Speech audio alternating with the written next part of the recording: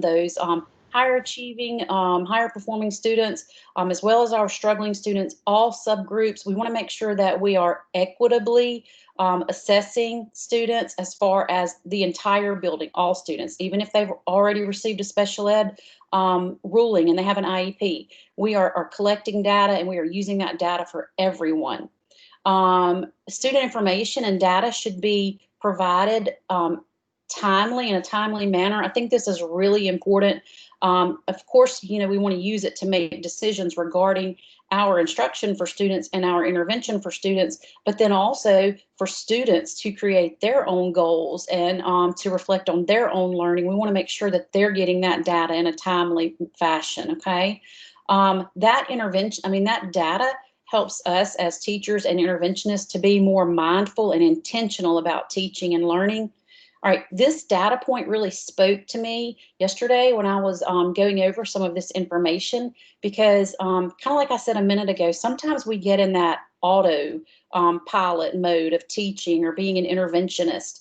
And, we think, well, I've taught it like this for years, or, this is what my kids really like. And so I thought when I was reflecting on that, really truthfully being intentional and mindful about what I'm teaching and how I'm teaching it. So that was really kind of powerful. It spoke to me. And then again, I mentioned a minute ago, teaching students to examine their own data. We know that older students are completely capable of assisting with that. So for example, in TST meetings, if a student can attend the meeting, then I think it's a great idea to have students be part of that TST meeting to assess that data and to help create their own learning goals. As a matter of fact, I just had a conversation with my husband 10 minutes ago about goals for our two older kids. So I think that's funny, setting goals is so important. Okay, so database problem solving as far as MTSS is a 4-step process. I don't know why there's an extra bullet on this page, just ignore that. But it's really important that we adhere to all 4 steps. So we can't skip a step. That's just like that wheel that contains those essential components of MTSS. You can't take away a piece of this wheel and it spin or move or roll correctly, okay? If we skip a step in this data process, then we may not provide the intervention that is really going to give us the most beneficial student outcomes.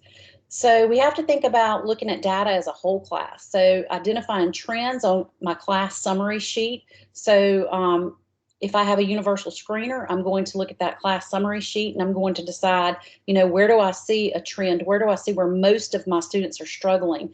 Are most of my students struggling in vocabulary? I always go back to vocabulary because that seems to be such a large deficit in so many areas, and across grade spans too. So making sure that we look at that summary sheet and decide, as a whole class instruction tier 1, what can I really cover to kind of reach out to the most students, okay? Which domain or area shows a whole group need?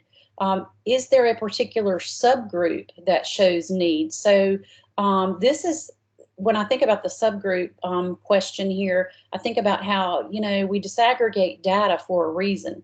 Because when we look at like a whole class report, for example, we may not see the underlying pieces. So the point in disaggregating it is to see, is there a particular subgroup? Is there a trend? So just making sure that we're really diving deep and having conversations about the data. I think sometimes we get so, and I know I've heard Laurie say this before, we get so rich in data, we have so much data, and then sometimes it's a little overwhelming. We have so much, and sometimes it's we have a big, thick data binder that kind of sits there and looks nice, but we need to make sure that we're actually disaggregating it and utilizing it. All right, so then when we look at individual students and their data, we need to make sure that in our meetings we are looking to see, are they struggling across content areas? Y'all, that is so important. I know that one district that we were visiting at one time, we all got together and it was secondary, and come to find out the student was only struggling in one class, in one content area class. And I think what was occurring was that meetings were occurring with that teacher and administrator and counselor, and they were discussing what was going on with the student, how to help the student with her class. But in the meantime, with not having those other teachers in the TST meeting to look at their data, we didn't realize, hey, this kid's not struggling in mathematics, for example. As a matter of fact, that kid was soaring in mathematics. So, having that other teacher there also provided data on, okay, well, we need to look at why is this student soaring in mathematics, but not soaring in this other content area. Okay, so step one, as far as our 4-step process, what do and I put I here, and I'll explain that in a second, we want this student to know or be able to do. So we know that we meet as a team and we discuss as a team. So we're going to, as a team, define this problem. So always making decisions as a team. But when I'm sitting in a team meeting, I like to think of, well, what do I want this student to be able to do? And then I voice, well, this is what I would like for this student to be able to do. This is my goal for this student. This is where I see that there's a problem. And, guys, that leads to discussion among the team members. So that's just kind of why I always think about it as kind of from the form of what I see and what I want, because what the other person at the table sees within the data and what their goals are for the student, they may differ. So we might have to come to a consensus. So that's why I put the I/we. But remember that all decisions are the final decisions are team decisions. So for academics, we know that our goals are driven by our state standards, of course. So we have to really dive deep to look at, why is the student not mastering standards? What are the skills that the student needs to master this particular standard, or these standards that the student is not mastering? So that's information that you can really get from more of diagnostic assessments that you can utilize as part of your data. As far as behavior goes, our behavior expectations and goals are driven by our particular school-wide expectations. So, why is the student not achieving certain goals for behavior? So we want to definitely make sure that we again focus on, what do I want this student to be able to do? All right, step 2 of our 4-part problem-solving process is analyzing the problem. So why is the problem occurring? Generate reasons why you think the problem is occurring. So basically, we're going to use the data to create a hypothesis, okay? But we're also going to, as we dive into and disaggregate that data, decide, is this hypothesis valid or is it an invalid hypothesis? So, we may choose a why when we're together in our TST meeting that drives us forward. And then when we get together in our next TST meeting and reevaluate our plan, we may be analyzing the problem again and looking at our why. And we may, as a team, say, well, okay, so we looked at data. We thought that the data showed this, this, and this, but the student's not showing progress. So we need to reanalyze and kind of dive deeper into what could be another reason it's occurring. So it's really important to understand that intervention plans are fluid and can change.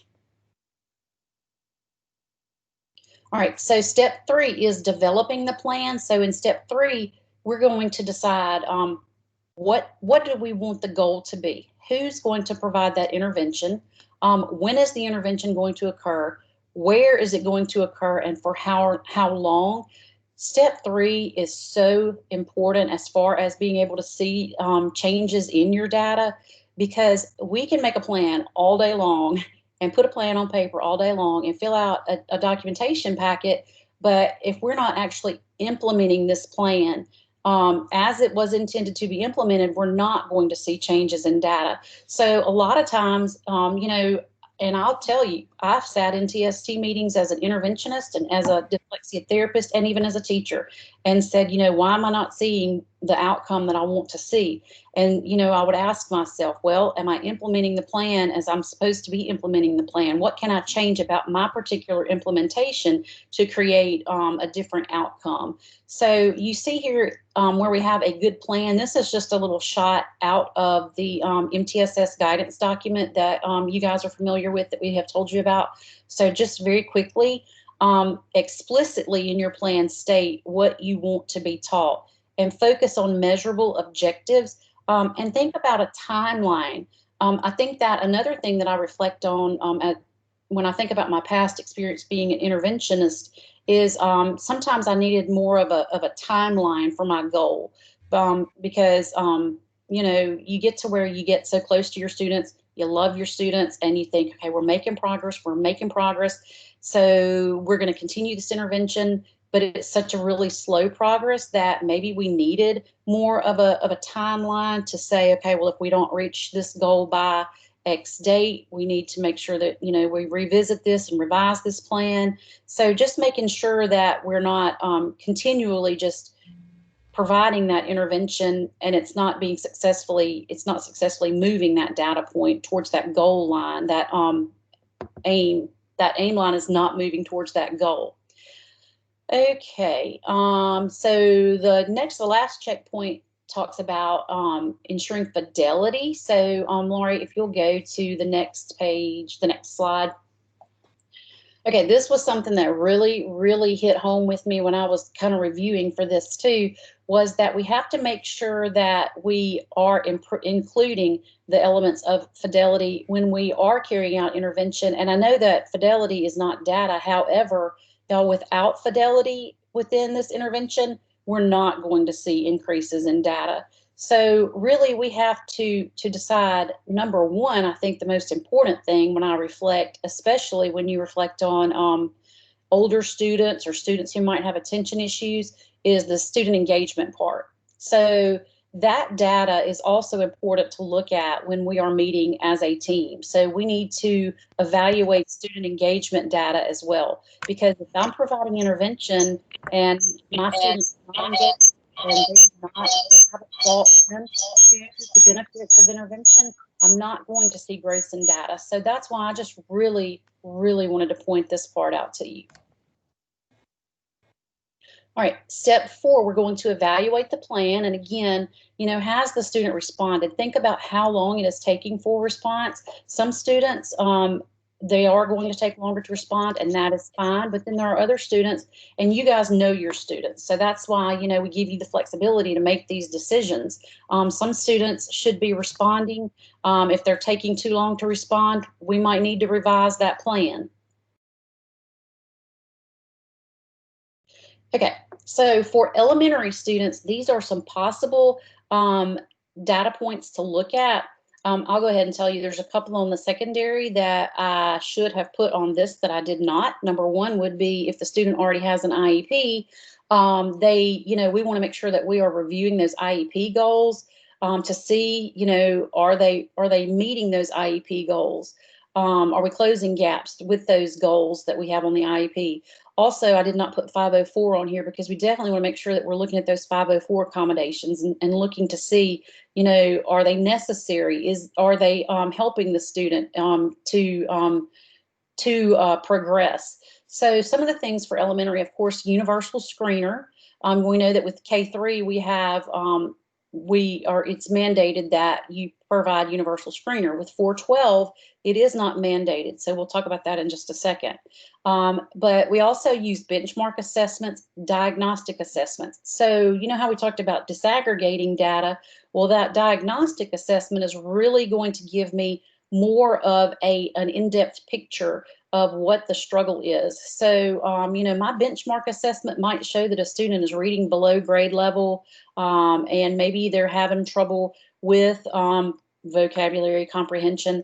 But a diagnostic assessment might really show me that the underlying problem is that the student can't decode, or that the student doesn't know how to attack multisyllabic words. So diagnostic assessments are extremely important, and typically a diagnostic would be really for a student who is a tier 3 student. I mean, you can assess those, or you can access those and utilize those for tier 2 students as well. But a lot of times your benchmark data can help you create a tier 2 intervention plan. But definitely with a tier 3 student, we want some more in-depth diagnostic data. So we're also going to look at state testing, which I know we don't have that from last year, but for this year's purposes for this semester, you can utilize the previous years. Make sure we're looking at related service providers data. So if a student has, an outside counseling, maybe a community counseling service is coming in, or maybe a student has an occupational therapist, anyone or group who is providing outside services, we need to make sure that we consider that data as well. Outside evaluations, does the student have a dyslexia diagnosis? Does the student have other evaluations from a pediatrician or a psychometrist that we need to look at? And I know that sometimes I would get evaluations from a psychometrist that, maybe it wouldn't align with what was going on in the building, in the classroom, as far as their success. So we would really have conversations, in our meetings with mom and with family, about what was going on. Dyslexia screeners, our K1 students, it's mandatory to have a screener. Look at their attendance, look at historical data. Especially, once they get an upper elementary and high school, you can definitely look at that historical data in the CUME record. Class performance, those formative and summative assessments. Look at progress monitoring. See if a student is growing towards their goal by utilizing that progress monitoring. If the student has a functional behavior plan or a behavioral intervention plan, make sure that we're reviewing that data with the counselor and the teacher and the parent. If they have a behavioral goal chart, if they're trying to reach a certain percentage each day, receiving stickers or smileys on their goal chart if it's a younger child.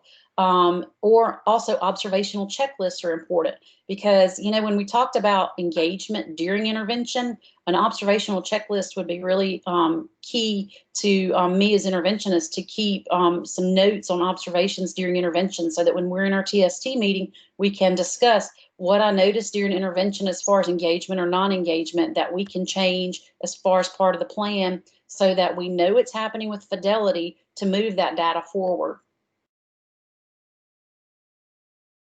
Okay, so for secondary, you see I put universal screeners at the bottom in the first column because some schools do purchase universal screeners, like an Ames Web or measures of academic progress. But I know that not every school purchases programs like that. So if you do not have a universal screener in your upper grades, then what you use as your, and I say universal screener, is what you already have. Okay, so pull out your benchmark assessments from fall, winter, spring, if you provide benchmark assessments. Look at those English 2 scores. Look at the Algebra 1. Look at the U.S. history. Look at the biology. If you see a student is struggling in U.S. history, in their U.S. history test, they haven't passed it, and they also had trouble with their English 2 test, we might need to dive a little deeper in that data and disaggregate it to decide what's going on. Is this an underlying reading problem for this student? Look at their ACT, look at their subtest in ACT, compare ACT scores, okay? Because we know most students take that ACT more than one time. Some schools provide a pre-SAT test in, I think it's 9th or 10th grade. We actually had an email just a few weeks ago with a question about that. So, that's something to be looked at. The military entrance exam, that ASVAB, that has information, historical grades, outside evaluations for older students. Sometimes these kids will have outside evaluations that are actually from when they were younger, and as they get older, the parent may not think it's as important to bring it to the attention of educators, or the student also might be thinking this is not important, we don't need to tell them this. But outside evaluations are still important. Again, external provider data, attendance is a big deal with secondary. Office referrals, I don't know if I had office referrals on the last one. Progress monitoring, past tier documentation, Even if the student was in the tier process in third, fourth grade and they're in high school now, it's important for us to know, hey, at one time this kid was struggling. And then, of course, those 504 accommodations and then that progress towards those IEP goals. Okay, so step 4 in evaluating the plan. Okay, I'm a little perplexed. Did I not already do this slide? Okay, step 4 in evaluating the plan. Again, has the student responded? How long does it take to respond? And do we need to revise the plan? All right, so if the progress monitoring data does not show that my student is growing, if it's not aligned and that student's not moving up that aim line towards that goal, do we need to intensify the intervention? So, we may need to increase the number of days that we see that student, or we may need to pull that student in the morning prior to the actual group intervention time, okay? Do we need to intensify the number of minutes or days per week? I mean, you have to think about all of the different ways that you could intensify it if you need to. And then again, I've already hit on this engagement and using an observational data form to make sure, because I, again, wholeheartedly stand behind engagement is important. We don't want to just provide intervention just to say, check that box, the student went to intervention today.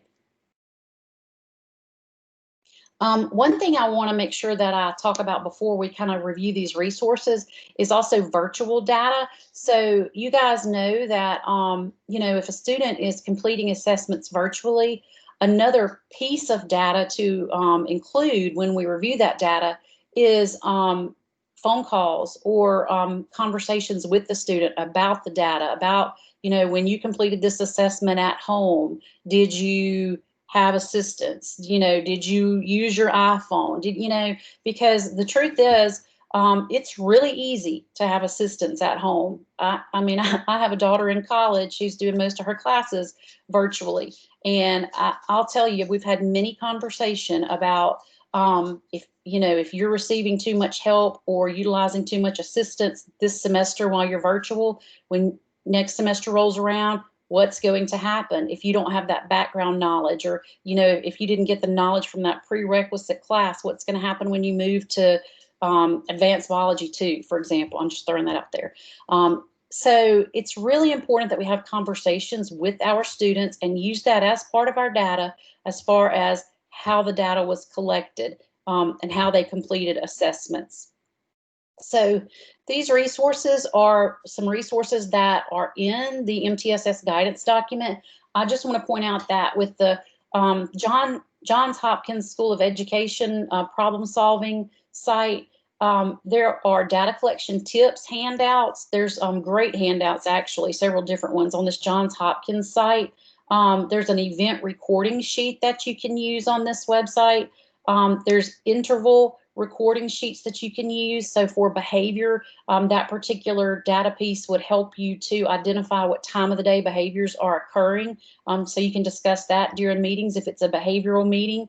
The latency recording form that's on here can also help you to record data on targeted behaviors for students. For example, if I'm prompting a student and then I'm getting the desired outcome from the student, making information, recording information about that as far as a piece of data to discuss in your meeting. So I really think that if you take a minute to go through the Johns Hopkins website, you'll see that there are some tools that can be very beneficial. All right, and then this website contains some links to help you with your IEP goal development, a PM line graph resource. There's a link to using data to differentiate in middle school, and then some resource booklets, which actually is where what I wanted to point out was the resource booklets that are available on this website. So, Laurie, if you'll go to the next slide. So on that website that we just looked at, if you click the link that says more at the bottom, so remember, you're going to click more, you're going to find these booklets, and these have some phenomenal resources as far as recording data or disaggregating data. The one that says selecting an intervention to meet students' needs, a how-to resource, has a couple of charts that you can use. There's a whole class chart for creating class-wide intervention.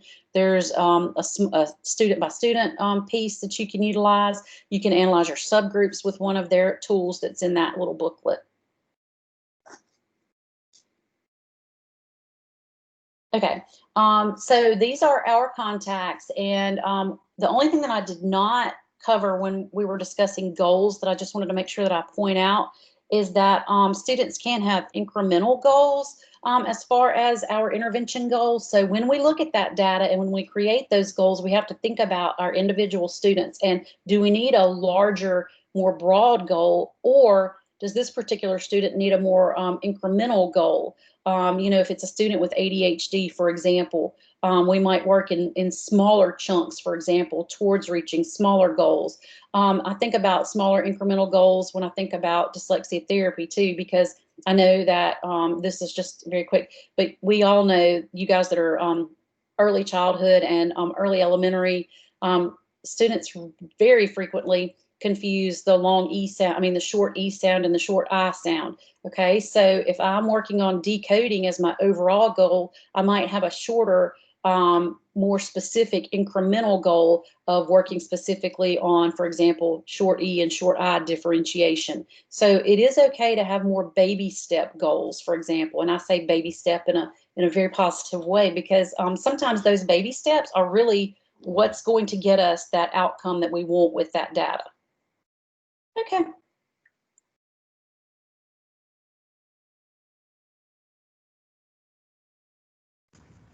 Okay,